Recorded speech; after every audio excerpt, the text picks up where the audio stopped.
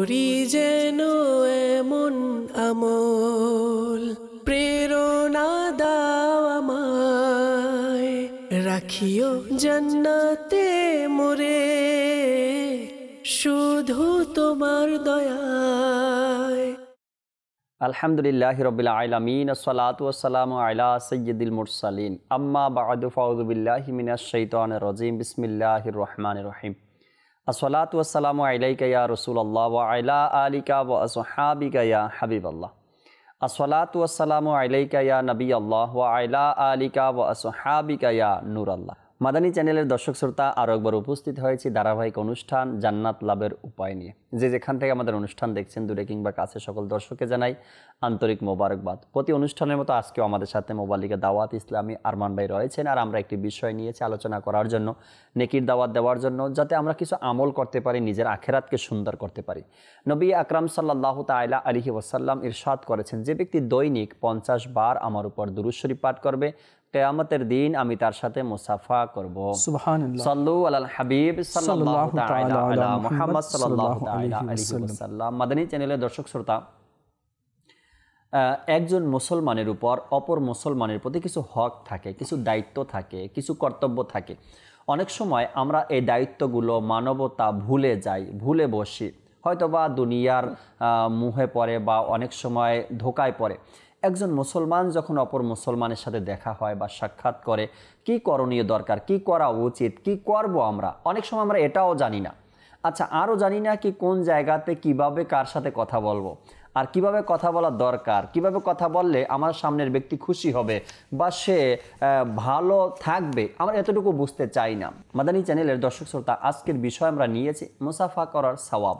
আমরা যে এক মুসলমান অপর মুসলমানের সাথে মুসাফা করি, এর প্রতিদান কি রয়েছে, এর সওয়াব কি রয়েছে, এর নেকি কি রয়েছে, যখন আমরা জানবো তখন ইনশাআল্লাহ তাআলা মুসাফা করার আগ্রহ আমাদের বাড়বে, আমরা মুসাফা করব।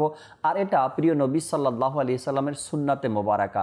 আমরা আরমান ভাই থেকে শুরু করতে চাই আজকের অনুষ্ঠানের কথাগুলো। আরমান ভাই, মুসাফা যে আমরা করি, একে অপরের সাথে মুসাফা করি, এক তো মন খুলে মুসলমানের সাথে দেখা সাক্ষাৎ করতে হবে।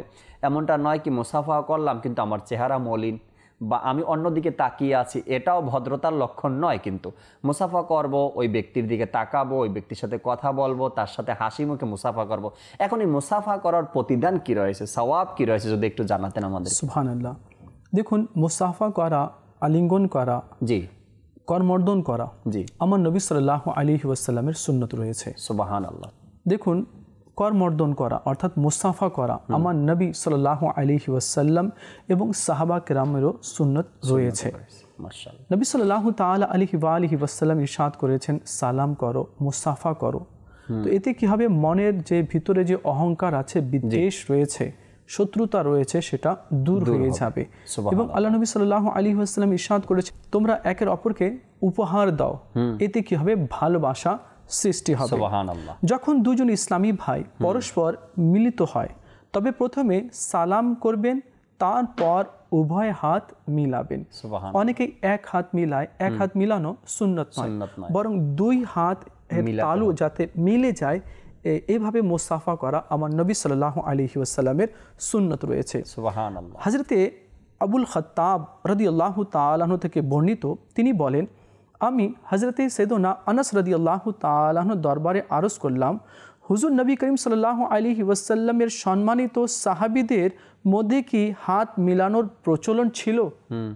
তিনি বললেন, হ্যাঁ, এটা বুখারী শরীফের মধ্যে রয়েছে। তো নবী সাল্লাল্লাহু আলাইহি ওয়াসাল্লামের জামানায় সাহাবা কেরামদের মধ্যেও এটা প্রচলন ছিল মুসাফা করার।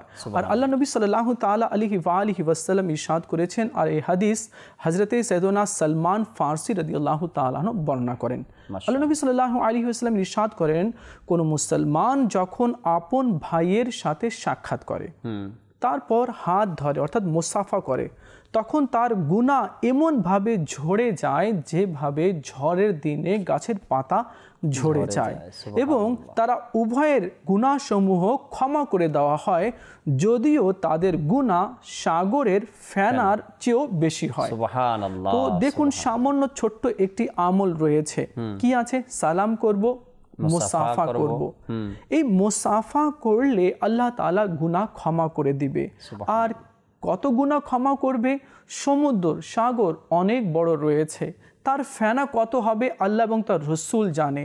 তো আমার নবী বলেছেন যদি তার গুনাহ সাগরের ফেনার চেয়েও বেশি হয় তো আল্লাহ তাআলা তার গুনাহগুলোকে ক্ষমা করে দিবে। তাহলে বোঝা গেল জাকির ভাই কি মুসাফা করলে ভালোবাসা সৃষ্টি হয় এবং অন্তরের যে ঘৃণা রয়েছে, অহংকার রয়েছে, এগুলো দূর হয়ে যায়।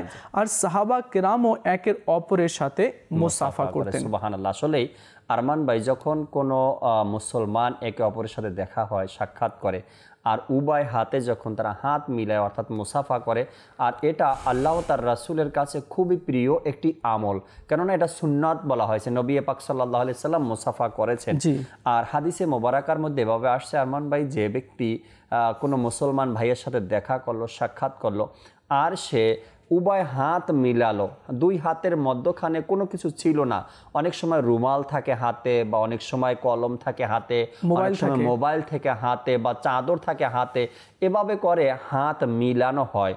তো এভাবে নিষেধ করা হয়েছে, সুন্নতের পরিপন্থী বলা হয়েছে। দুই হাতকে এমনভাবে মিলাতে হবে যেন উভয় হাতের তালু মিলিত হয়ে যায়। তো বলা হয়েছে যখন কোনো ব্যক্তি এভাবে করে কোনো মুসলমানের সাথে মুসাফা করবে, আর মুসাফা করার পরে মুসাফার একটি দোয়া রয়েছে, দোয়া পাঠ করবে এবং নবী করিম সাল্লাল্লাহু তাআলা আলাইহি ওয়াসাল্লামের উপরে দুরূদ শরীফ পাঠ করবে। তো বলা হয়েছে মুসাফা করলো এবং দোয়া পাঠ করলো আর দুরূদ শরীফ পাঠ করলো, আল্লাহ তাবারক ওয়া তাআলা তাদের হাতকে পৃথক হওয়ার পূর্বে, উভয় হাত পৃথক হওয়ার পূর্বেই আল্লাহ তাবারক ওয়া তাআলা উভয় ব্যক্তির জীবন পূর্বের গুনাহসমূহকে আল্লাহ তাআলা ক্ষমা করে দিবেন। সুবহানাল্লাহ, সুবহানাল্লাহ। জাকির ভাই, দেখুন হাত মিলানো, সাহাবা কেরাম আলিম রিদওয়ান এর জামানায় এটা বেশি প্রচলন ছিল। তারপরে তাবিন, তাবা তাবিন, আজ তো আজও আমরা মুসাফা করি। এতে কি হয় কি ভালোবাসা সৃষ্টি হয়। যখন নবী রহমত শফি উম্মত মুস্তফা জানে রহমত সাল্লাল্লাহু আলাইহি ওয়াসাল্লাম খাতুনে জান্নাত ফাতেমাতুজ জাহরা তৈয়বা তাহিরা রাদিয়াল্লাহু তাআলা আনহার কাশানায় মুবারকে যেতেন, অর্থাৎ কি হুজরা মুবারকে যখন তশরিফ নিয়ে যেতেন, তো খাতুনে জান্নাত রাদিয়াল্লাহু তাআলা আনহা, যিনি জান্নাতি রমণীদের সর্দার, তো তিনি আমার নবীকে দেখে দাঁড়িয়ে যেতেন এবং আমার নবী সাল্লাল্লাহু আলাইহি ওয়াসাল্লামের নুরানি হাত ধরে চুম্বন দিতেন এবং বসতে বলতেন। আর যখন খাতুনে জান্নাত রাদিয়াল্লাহু তাআলা আনহা নবী রহমত সাল্লাল্লাহু আলাইহি ওয়াসাল্লামের কাশানায় মুবারকে তশরিফ নিয়ে যেতেন, ঘরে তশরিফ নিয়ে যেতেন, আমার নবী দাঁড়িয়ে যেতেন এবং খাতুনে জান্নাতের হাতকে চুম্বন দিতেন এবং নিজের পাশে বসাতেন। দেখুন বাবা এবং মেয়ের মধ্যে কেমন ভালোবাসা হওয়া উচিত। সুবহানাল্লাহ। মেয়ে তার বাবাকে কিরূপ সম্মান করবে আর বাবা মেয়েকে কিরূপ সম্মান করবে তা রাহমাতুল আলামিন সাল্লাল্লাহু আলাইহি ওয়াসাল্লাম শিখিয়ে দিয়েছেন। তো মেয়ে হচ্ছে রহমত, ছেলেকে বলা হয় নিয়ামত, সুবহানাল্লাহ, আর মেয়ে হচ্ছে রহমত, মাশাআল্লাহ, সুবহানাল্লাহ। তো মেয়ে না বাবাকে বেশি ভালোবাসে, বেশি সম্মান করে, বাবার কিছু হলে কান্না করে। তো দেখুন এই যে করমর্দন করা, হাত মিলানোর প্রচলন সম্পর্কে বলা হয়েছে কি হযরত আনাস রাদিয়াল্লাহু তাআলা আনহু বলেছেন, যখন ইয়েমেনবাসীগণ আল্লাহ নবী সাল্লাল্লাহু আলাইহি ওয়াসাল্লাম এর বরকতময় দরবারে আসলেন, তখন হুজুর সাল্লাল্লাহু আলাইহি ওয়াসাল্লাম ইরশাদ করলেন, তোমাদের নিকট ইয়েমেনগণ এসেছে আর তারা হলো এমন লোক যারা সর্বপ্রথম করমর্দন করেছেন। সুবহানাল্লাহ, আর এটা আবু দাউদ শরীফের মধ্যে রয়েছে।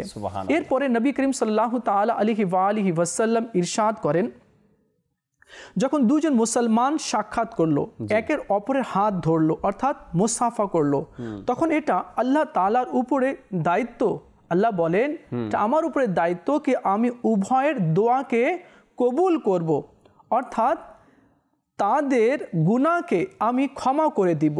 এরপর যারা আল্লাহ এবং তার রাসূল সাল্লাল্লাহু আলাইহি ওয়াসাল্লামের রেজামন্দির জন্য, আল্লাহ তাআলার জন্য কোথাও একত্রিত হয়, সমবেত হয়, জিকিরের মেহফিলে আসে, তখন একজন আহ্বানকারী এভাবে আহ্বান করে, তোমরা দণ্ডমান হয়ে যাও, দাঁড়িয়ে যাও, তোমাদের মাগফিরাত হয়ে গেছে, তোমাদের পাপ রাশিকে নেকি দ্বারা পরিবর্তন করে দেওয়া হয়েছে। সুবহানাল্লাহ, সুবহানাল্লাহ। তো দেখুন, আমাদেরকে কেউ দাওয়াত দেয়, আমরা কোনো জিকিরের মাহফিলে যাই, মিলাদ শরীফের মাহফিলে যাই, তো আমরা যখন যাব তো আল্লাহ তাআলার রেজা মন্দির জন্য আমরা যাব। তো যদি আল্লাহ তাআলার রেজা মন্দির জন্য যদি আমরা সেই মাহফিলে অংশগ্রহণ করি, তা আমার জন্য সুসংবাদ রয়েছে। এখানে বলা হচ্ছে যা কিছু আমরা করব আল্লাহ তাআলার জন্য করব, কাউকে ভালোবাসবো, কারোর সাথে বন্ধুত্ব করব, ইমাম সাহেবের সম্মান করব, এই জন্য যাতে আল্লাহ আমার উপরে সন্তুষ্ট হয়ে যায়। আজ মানুষ দুর্ভাগ্যক্রমে মানুষকে সন্তুষ্ট করার জন্য, মানুষকে রাজি করার জন্য তারা কাজ করে। সে মালদার আছে, সেট সাহেব আছে, আমির ব্যক্তি আছে, সে যদি আমার উপরে সন্তুষ্ট হয়ে যায় তাহলে আমার কাজ সহজ হয়ে যাবে। তো ভাই, দুনিয়ার মানুষকে যদি আমি সন্তুষ্ট করতে যাই, আল্লাহকে যদি বেজার করি, অসন্তুষ্ট করি, তাহলে কিয়ামতের দিনে আমি আল্লাহকে কি মুখ দেখাবো? যাকে দুনিয়াতে আমি সন্তুষ্ট করছি সে কি আমাকে কিয়ামতের দিনে বাঁচিয়ে নিবে? সে কি আমার কবরের আযাবকে কি কম করিয়ে দিবে? না, সে বান্দা, আমি বান্দা, তাকে যে সৃষ্টি করেছে, আমাকে যে সৃষ্টি করেছে, তাকে খুশি করতে হবে। সে রব আছে, সে যদি আমার উপরে সন্তুষ্ট হয়ে যায় তো পুরো দুনিয়া আমার উপরে সন্তুষ্ট হয়ে যাবে। আজ মানুষ সামান্য 2-1 কোটি পয়সার জন্য মানুষের পিছনে লেগে যায়, মানুষের প্রশংসা করতে শুরু করে দেয়, হ্যাঁ, তার গুণগান গাইতে শুরু করে দেয়। দেখুন, আমাদের তো তার গুণগান করা উচিত, তার জিকির করা উচিত, তার প্রশংসা করা উচিত, যার রিজিক আমরা খাচ্ছি। 1 মিনিটের জন্য আল্লাহ যদি অক্সিজেন যে আমরা নিঃশ্বাস নিচ্ছি সেটা যদি বন্ধ হয়ে যায় তাহলে আমাদের কি অবস্থা হবে? তাহলে বোঝা গেল কি আল্লাহর এত নিয়ামত রয়েছে, একটি নিয়ামতেরও আমরা শুকরিয়া আদায় করে শেষ করতে পারবো না। তো আমাদের উচিত হবে যাতে করে আমরা আল্লাহ তাআলার শুকরিয়া আদায় করি এবং তাকে সন্তুষ্ট করার জন্য আমরা কাজের মধ্যে লেগে যাই। তখন দুনিয়া এবং আখিরাতে আমরা কামিয়াব হব। আর যদি একজনকে সন্তুষ্ট করি তো সেই শুধু সন্তুষ্ট হবে, জানি না পরে আবার আমাকে অপমানও করতে পারে, কিন্তু যদি আল্লাহকে যদি আমি সন্তুষ্ট করি তো পুরো দুনিয়া আমার থেকে সন্তুষ্ট হয়ে যাবে। সুবহানাল্লাহ, সুবহানাল্লাহ। আল্লাহ নবী সাল্লাল্লাহু তাআলা আলাইহি সাল্লাম ইরশাদ করেন, যখন দুজন মুসলমান সাক্ষাৎ করে আর মুসাফা করে এবং একে অপরের সাথে কুশল বিনিময় করে, তবে আল্লাহ তাআলা তাদের মাঝে 100টি রহমত অবতীর্ণ করেন। তার মধ্যে 90টি রহমত একটু বেশি উৎফুল্ল ও ভালোভাবে আপন ভাইয়ের কুশল জিজ্ঞাসাকারীর জন্য অবতীর্ণ হয়। আমরা যখন মুসাফা করি, কুশল বিনিময় করি, কেমন আছেন জিজ্ঞাসা করি, তো বলা হয়েছে তাদের মধ্যে 100টি রহমত অবতীর্ণ হয়। এর মধ্যে 90টি রহমত ওই ব্যক্তি পায় যে আনন্দের সাথে, যে ভালোবাসার সাথে, যে উৎফুল্লতার সাথে কুশল বিনিময় করে, কেমন আছেন, ভালো আছেন কিনা, বাসার সবাই কেমন আছে, কেমন চলতেছে আপনার জীবন, বা কেমন চলতেছে আপনার অবস্থা। তো এভাবে যদি জিজ্ঞাসা করতে আনন্দের সাথে, উৎফুল্লতার সাথে, তবে তার জন্য 90টি রহমত না অবতীর্ণ হয়। আর যে একটু আপনার নীরবতার সাথে এবং মলিন মুখ নিয়ে কথা বলে বা উত্তর দেয়, তার জন্য 10টি রহমত অবতীর্ণ হয়। তো এটা থেকে বোঝা গেল আরমান ভাই, যখন আমরা কারোর সাথে দেখা করব, সাক্ষাৎ করব, মুসাফা করব, উৎফুল্লতার সাথে, মানে খুশি মনে, আনন্দের সাথে, জি ভাই ভালো আছেন আপনি, মাশাআল্লাহ অনেক দিন পরে দেখা, যেটা সত্য আছে এটা বলি আমরা। কি অবস্থা, আপনি অসুস্থ ছিলেন, যদি অসুস্থ থাকে তো জিজ্ঞাসা করি কেমন, এখন কি অবস্থা, তবে উৎফুল্লতার সাথে আমরা যেন জিজ্ঞাসা করি। তবে এর দ্বারা কি হবে, 90টি রহমত ওই ব্যক্তির উপর অবতীর্ণ হবে যে বেশি উৎফুল্লতার সাথে কুশল বিনিময় করবে। আজকাল কিন্তু এটাও খুব দুর্বল দিক দেখা যায়। সালাম দিল তো সালামের উত্তর অন্যদিকে তাকিয়ে দিচ্ছে, হ্যাঁ, সালামের উত্তর আর এক দিকে তাকিয়ে দিচ্ছে। আবার কাজ করতেছে, কম্পিউটারে কাজ করতেছে, আর জিজ্ঞাসা করতেছে কেমন আছেন। ও ব্যক্তি কোথায় তাকিয়ে আছে, কার দিকে তাকিয়ে আছে, আমি জিজ্ঞাসা করতেছি কেমন আছেন, আবার সে উত্তর দিল হ্যাঁ ভালো আছি, আবার জিজ্ঞাসা করতেছি বাড়ির লোক কেমন আছে, অন্যদিকে তাকিয়ে আছি। তো আরে আমি কার সাথে কথা বলছি, তার দিকে তো তাকাই একবার, তাকে তো দেখি একটু উৎফুল্লতার সাথে তো কথা বলি। কিন্তু এখন ওই বেচারা আর কখনো আমার সামনে আসবে কি না এটাও তো একবার চিন্তা করি। এটা স্বাভাবিক আর মানবে, আমিও যদি কারোর সাথে কথা বলি আর সেদি কথা বলতে গিয়ে অন্যদিকে তাকিয়ে থাকে, আমার কাছে ভালো লাগবে না। দ্বিতীয়বার তার সাথে দেখা সাক্ষাৎ করতে আমাকে চিন্তা চিন্তা করতে হবে আমি তার সাথে দেখা করবো কিনা। তার কারণ হলো সে আমার দিকে তাকায় না বা আমার সাথে কথা বলে অন্যদিকে তাকিয়ে আমাকে তেমন গুরুত্ব দিচ্ছে না। তো এটা স্বাভাবিক বিষয় আছে। তো এই জন্য বলা হয়েছে উৎফুল্লতার সাথে, যে বেশি উৎফুল্লতার সাথে কথা বলবে তো তার উপরে আল্লাহ তাআলা 90টি রহমত অবতীর্ণ করেন। আর যে মলিন মুখ নিয়ে বা একটু আনকেয়ারফুল এভাবে কথা বলে তো 10টি রহমত তার উপরে অবতীর্ণ হয়। দেখেন জাকির ভাই, আপনি উৎফুল্ল মনের নিয়ে সাক্ষাৎ করার ব্যাপারে বললেন, এক তো 90টি রহমত সে পেয়ে যাবে। সুবহানাল্লাহ। আরেকটি রিওয়ায়াতের মধ্যে রয়েছে, নবী করিম সাল্লাল্লাহু আলাইহি ওয়াসাল্লাম ইরশাদ করেছেন, যখন কেউ মুসাফা করে তো আল্লাহ তাআলা তার গুনাহকে ক্ষমা করে দেয়। জি। সেকেন্ড হচ্ছে কি যখন কেউ নিজের মুমিন ভাই মুসলমান ভাইয়ের দিকে মোহাব্বতের দৃষ্টি দিয়ে দেখে, আল্লাহ আল্লাহ আল্লাহ, হাসি মনে, সুবহানাল্লাহ, এবং একটু মুচকি হেসে সুন্দরভাবে মোহাব্বতের দৃষ্টি দিয়ে যখন দেখে তো তাদের দৃষ্টি ফেরানোর পূর্বে আল্লাহ তাআলা তাদের গুনাহকে ক্ষমা করে দেয়। দেখলেন, শুধু এতটুকু বিষয়। আর আজ কিছু কিছু লোক আমাদের চোখের মধ্যে কাটা হয়ে যায়। কি বলছো? না না, তাকে দেখতে মন চায় না। ভাই, দেখতে মন চায় না, তার কথা শুনতে মন চায় না কেন? এটা নফস। এই নফস তোমাকে বাধা দিচ্ছে, নফসের জন্য তুমি এমনটি করছো। নফসকে যে মারতে পারলো সে কামিয়াব হলো। আমাদের শেখে তরিকত আমির আহলে সুন্নাত বলেন না কি তুমি সিংহকে মারলে কোনো বাহাদুরির কোনো বড় কাজ করলে না, বা তুমি বড় অজগরকে মেরে ফেললে, এটা কোনো বড় বাহাদুরির কাজ নয়। বড় বাহাদুরির কাজ হচ্ছে কি তুমি নিজের নফসকে মারতে পারলে। যে নিজের নফসকে মারতে পারলো তো সেই বাহাদুর রয়েছে। দেখুন, আমরা কতদিন আর মানুষকে নিজের শত্রু বানাবো, বা আমরা বলি তাকে দেখতে মন চায় না, তার সাথে কথা বলতে মন চায় না। ঠিক আছে, সেটা ভিন্ন কথা রয়েছে, কিন্তু আমরা আল্লাহর জন্য তো ক্ষমা করি। যে ব্যক্তি দুনিয়াতে কাউকে ক্ষমা করে দিবে, আল্লাহ তাআলা তাকে আখিরাতে ক্ষমা করে দিবে। তো এই জন্য একের অপরকে ভালোবাসি তো আমি ভালোবাসা পাবো, আমি কাউকে সম্মান করব তো আমি সম্মান পাবো। তো এই জন্য আমরা অনেক সময় বলি না আরমান ভাই কি দোয়ার ব্যাপারে বলি দোয়া কবুল হয় না, বা আমি অনেক দোয়া করছি দোয়াগুলো কবুল হচ্ছে না, দোয়া করছি কিছু পাচ্ছি না।